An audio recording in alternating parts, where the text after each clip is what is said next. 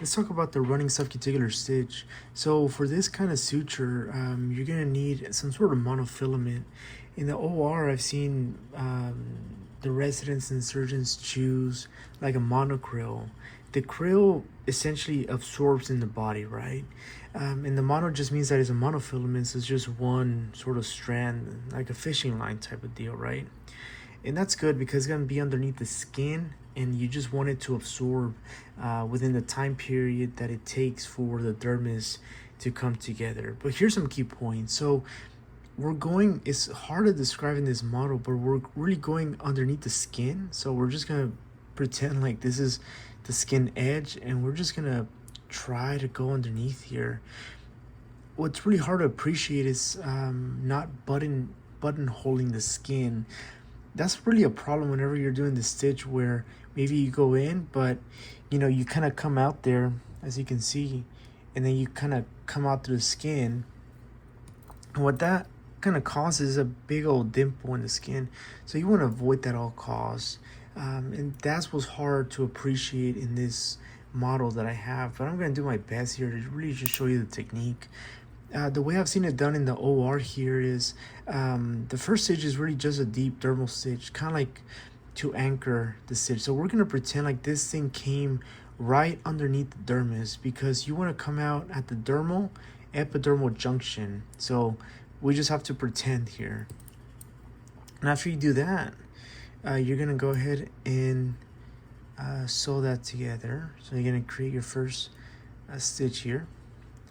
So like before, you're gonna want to do it close to the apex here. Now I'm gonna show you why, okay? So we're gonna do a couple of throws.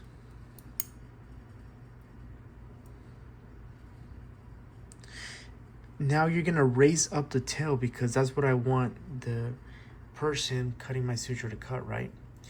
So I'm gonna raise it up, either it's myself or maybe a resident. I'm gonna cut it right around there. Just a little bit of a tail just in case it slips, but not too long. And this is a technique that I like to use to recover my suture. I sort of pass it and slide it just like that, and now I can kind of control where I want it, being very careful with that tip. I don't want to expose. Okay, here's a trick. So I'm using rubber bands here, but what you want to do is do a backhand throw. Okay, so I'm gonna load it up backhand, and I want to come out here at the apex, and we're just gonna pretend like that's not going through the skin, but that's gonna be the next stitch. And then after that, you're just gonna run it all the way through.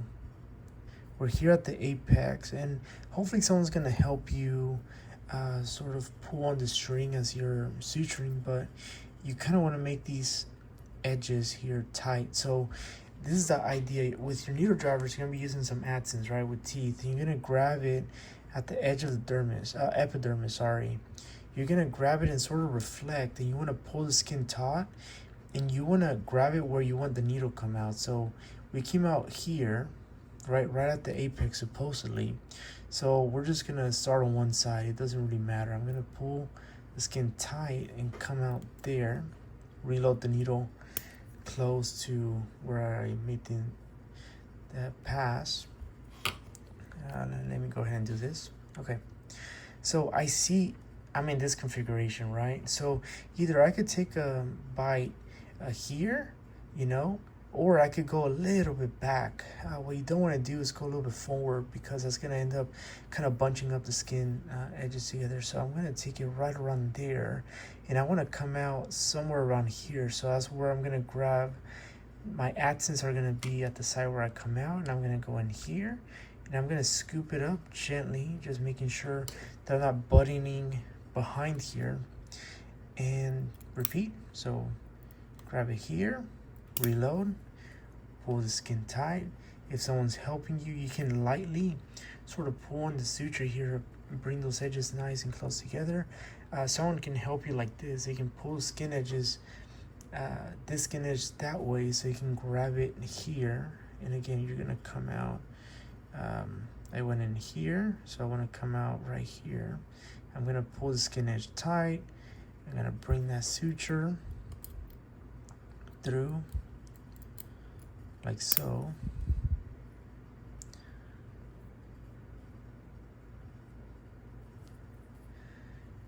And maybe someone can help you retract the skin there. I'm gonna fix my needle real quick. Right there. So I'm gonna come out around here. And the same thing, I wanna make sure I'm not buttoning the skin. I'm pulling tight with my opposite hand. Oops.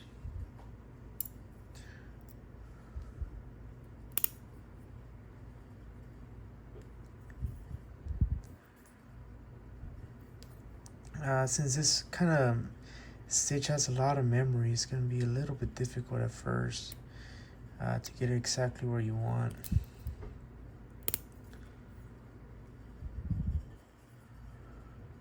So I'm going to come out there.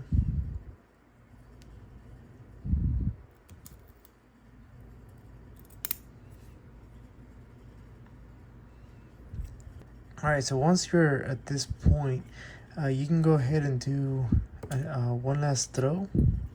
You're gonna finish it with an Aberdeen Knot, okay? So it looks something like this. So you're gonna need this hand free. What you're gonna do is kind of open up a hole here, and now what I'm gonna do is, you see this edge? It's live, right?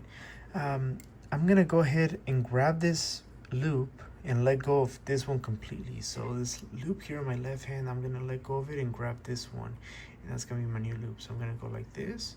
This is my new loop now, and I'm gonna use my ring and pinky finger to bring that suture down, okay? So I'm gonna do it again. I'm gonna use my pinky and ring finger, bring it down. One more time. And I'm gonna do about 3 of these, right? Maybe one more. So I bring it down, oops. So once I do that, I'm gonna pass the needle through this loop here that I created. And that's gonna cinch down the knot, okay? Here's how you finish this knot. Now you're gonna go ahead and grab your needle front hand, okay? And what you're gonna do is go behind the knot and come out through the skin over here. And what that's gonna do is pull this knot into the skin so it's hidden. Like that, you see? It hit it. And now you're gonna grab some scissors and cut at the skin edge. And that's how you do a running subcuticular knot. Next one I wanna show you is called a deep dermal stitch. It's very common. Really all you're doing is you're going from deep to superficial on one end and then superficial to deep on the other, okay? So you're coming out this way and then you're coming out down this way on this side. And basically the whole point of this is so the knot is on the bottom side and that hides it, okay? There's a lot of different applications for it. So if you think about the abdomen, you know, once you get down to the muscle belly right above it or superficial to the external oblique, you're going to have the scarpus fascia, right? And then you're going to have Camper's fascia, is all the fat, and then above it, well, you start getting to the skin edge, right? So you're going to have the dermis and the epidermis. So this stitch has the applications for deep tissue. So maybe you're going to close down scarpus. In that case, you can do something like this to bring scarpus fascia together. Once that is done, then you can take some good deep bites with some bigger needles. I mean, maybe something like this, right? I mean, this is a small, not really for training, but the OR is going to have something like this. This is Ethibond. These are pop-offs, but bigger needles give you better purchase for getting into deep tissues and making sure you're getting exactly what you want. So maybe once you close scarpus, now you can drive it and come out at dermis, right? So maybe you come out at dermal epidermal junction, and then you're able to bring those edges together and finish that off with a running subcuticular stitch. That way the wound is closed and it's not going to come apart very easily. So let me show you the technique that is the dermal stitch, right? Because so many different applications. So what you're going to do in this case, you come out this way, right? here's a technique that I've seen in the OR a lot of times. So maybe you can take a small bite, and then what you can do next is you kind of grab onto tissue on this side and pull it apart. And now look at all you have to do is just drive the needle down. You don't have to mess around and go into the tissue and come out. If you can simply grab onto something and pull that out, and making sure you're parallel here. Let's say I want to come out there, so I'm going to grab that tissue there. Nice. You want to make sure the tail and this needle is coming out on the same side, right? And now you're pulling and making sure that this thing slides very easily. Here's a technique that's a little bit more advanced. Essentially what you're doing is protecting the needle like this. And now I'm going to go ahead and wrap my fingers around here. And now I'm going to throw my knots, right? Essentially, and that's why I said, you know, practice with your non-dominant hand throwing these knots, because look, it sets me up very nicely. You know, yes, I do have to cross over, but depending on the throw you do, so maybe I can do a back in here. That's going to come down flat if I cross my hands this way. And that's fine, you know. And then I can finish that this way. Once you're done, you can go ahead and grab those scissors and cut the stitch right at the edge.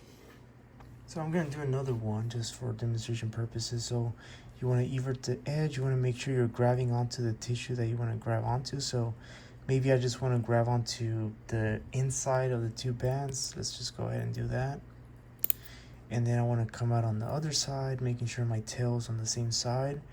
And then I can maybe grab onto some tissue there, pull it apart, and come out, right? Making sure they're both on the same side.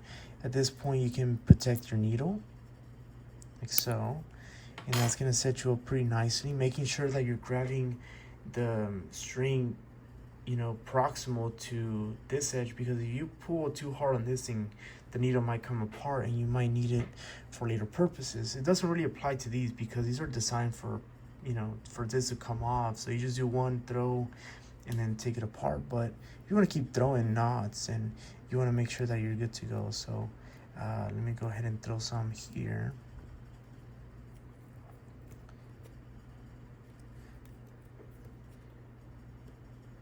Making sure you're following your knot.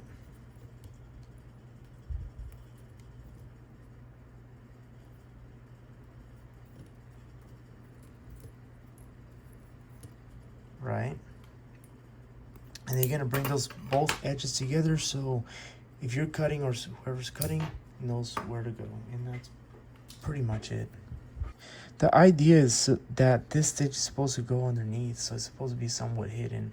Yeah, you know, I mean, it's because of the material and stuff, but you see, that's pretty much underneath. That's really the whole point of the suture.